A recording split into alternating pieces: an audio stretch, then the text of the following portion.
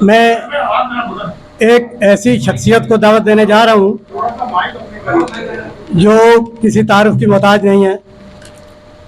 کراچی کی ادب پرور شخصیت، صدر بزم شعر و سخن، بانی اور منتظم مسئول بزم مکالمہ پاکستان، سرپرست اعلیٰ حلقہ ارباب تخلیق اور بزم زبیر کے سرپرست اعلیٰ جناب شیخ طارق جمیل صاحب، میں ملتمس ہوں کہ اسٹیج پر تشریف لائیں، مائک پر تشریف لائیں اور اپنے خیالات کا اظہار کریں۔ جناب شیخ طارق جمیل صاحب۔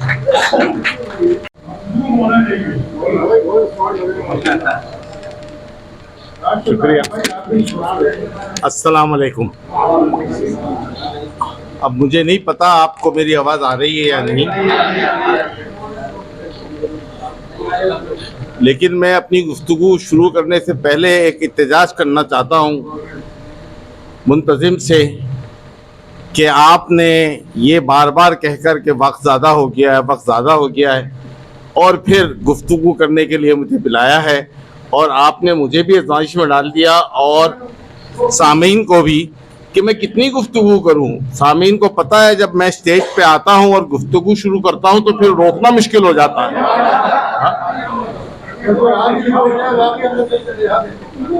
تو جناب صدر آپ ہی بتائیے کہ آپ سے کتنی اجازت لوں، میں کتنی دیر کی اجازت لوں؟ 2 گھنٹے؟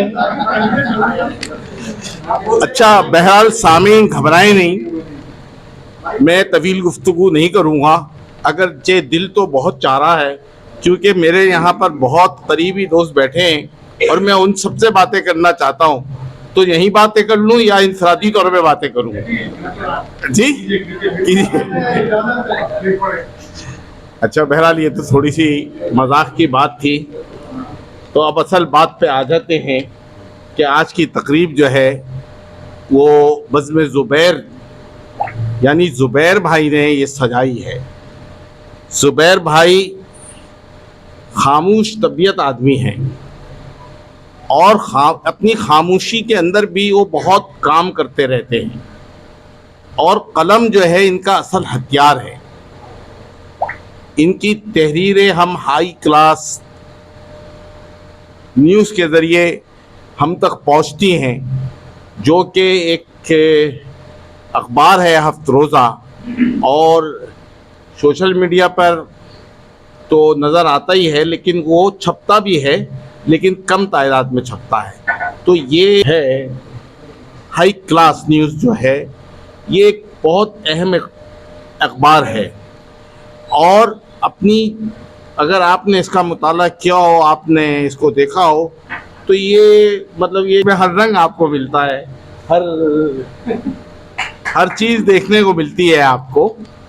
تو زبیر بھائی بزم زبیر بھی چلاتے ہیں، اور جب سے ہمارے ساتھ منسلک ہوئے ہیں گزشتہ 3 سال سے بزم مکالمہ کے ماشاءاللہ کوآرڈینیٹر ہیں یہ ارشاد افاقی بھائی کے ساتھ، تو اس کے بعد سے ان کے اندر جو ہوا تھا جو ادب کا، وہ تھوڑا سا باہر نکل کر اس طرح سے آیا کہ وہ خاموشی بھی ٹوٹ گئی، اور انہوں نے بھی کچھ پروگرامات کیے، ایک اپنے گھر پر کیا اور ایک سال گزشتہ انہوں نے اسی مقام پر کیا تھا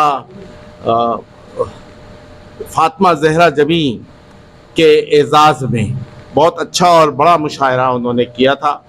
تو زبیر بھائی میں آپ کو مبارکباد پیش کرتا ہوں کہ آپ سالانہ بنیاد پر آپ نے تقریبات تو کی ہیں، لیکن تھوڑا سا بڑھائیے ان کی تعداد کو کہ ہم لوگوں کو بار بار جمع ہونے کی جو ہے وہ سعادت نصیب ہو۔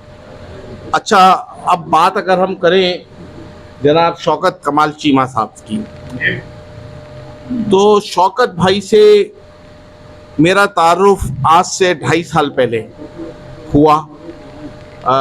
عابد ایڈوکیٹ صاحب حج پہ جا رہے تھے، تو حج پہ جانے سے پہلے ایک دعوت ان کے لیے کی گئی، اس دعوت کے اندر شوکت بھائی بھی تشریف فرما تھے، اور اتفاق سے مجھے جو نشست ملی وہ ان کے برابر میں ہی تھی۔ تو مجھے حیرت ہوئی جب بحیثیت شاعر ان کو پکارا گیا، میرے علم میں نہیں تھا کہ یہ شاعر بھی ہیں، اور میں نے پہلی دفعہ ان کو سنا۔ اس प्रोग्राम में उन्होंने बहुत ही उम्दा गज़ल सुनाई, बहुत उम्दा।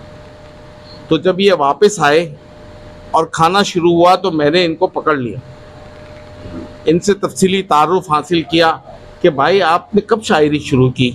तो मैं समझ रहा था कोई नया शायर है, लेकिन पता चला ये तो बहुत गंजे में हैं और बहुत पुराने हैं। लेकिन इन्होंने अपनी अभी गुफ्तगू में बताया कि शायरी से ये दूर हो गए वकालत की वजह से, और काफ़ी वक्त दूर रहे और मुशायरों में शरीक होते होंगे ये 90 वगैरह से पहले, लेकिन हमने इनको नहीं देखा। हमें देखने की सादत उसी वक्त हासिल हुई, और फिर जब इनके करीब हुए तो इनकी तबीयत के बारे में भी हमें वाक़फ़ियत हुई कि ये एक, मैं दूसरे शायरों को कोई कहना नहीं चाहता लेकिन कोई बुरा ना माने, कि ये आम शायर नहीं, इनके अंदर जो है वो समाजी शऊर भी बहुत ज़्यादा पुख्ता है। उसकी वजह इनका पेशा है, और इस पेशे से अंदर जो फ़र्द इन्वॉल्व होता है, आप जानते हैं कि माशरा उनके सामने खुल कर आ जाता है, और इसका शऊर फिर उनकी शायरी में भी नज़र आता है। इनकी शायरी आम नहीं है, यानी मैंने तो अभी पंजाबी गज़ल ज़रूर सुनी, मैं सोच रहा था कि कोई शायद जुमला यहाँ भी आए कि आजा ठा लग के सीने नाल लग जा ठा करके लेकिन ऐसा तो नहीं आया। लेकिन मैं जो बात कहना चाह रहा हूँ कि इनकी शायरी जो है ना बहुत समाजी शऊर लिए हुई। ये इश्क व आशिकी की शायरी, उर्दू शायरी तो मुझे नज़र नहीं आई, तो समाजी शायरी की वजह से इनकी शायरी में जिद्दत पैदा हो गई है, जो मैंने महसूस की। मैं कोई नक़ाद तो नहीं हूँ, नहीं शायरी पे इस तरह की नज़र है जैसी माशाल्लाह भाई राना खालिद साहब पर है, लेकिन जो भी एक सामे की हैसियत से मेरी नज़र है तो इनकी गज़ल जो है मुझे मुनफरिद महसूस होती है। और मैं समझता हूँ कि ये जब और आगे बढ़ेंगे, उम्र के और हिस्से में आएंगे और तजर्बात इनको और मैसर होंगे, तो इनकी शायरी इंशाअल्लाह ताला बहुत बुलंदियों को छुएगी। अच्छा दोस्तों, आपको पता है कि बज़्म शेर व सुखन हमारी तंजीम है जो गुज़श्ता 8 साल से इस शहर में काम कर रही है, और हमारे मुशायरों की खुसूसियत जो है वो शायर तो होते ही हैं कि वो शायर दूल्हा होते हैं उस दिन, लेकिन उसके साथ बाराती भी बहुत होते हैं। सामईन के साथ ही हम जो है अपनी नशिस्तें सजाते हैं। तो हमारा 8वां सालाना मुशायरा जो है वो इंशाअल्लाह ताला 29 नवंबर को होगा कश्मीर कम्प्लेक्स के अंदर।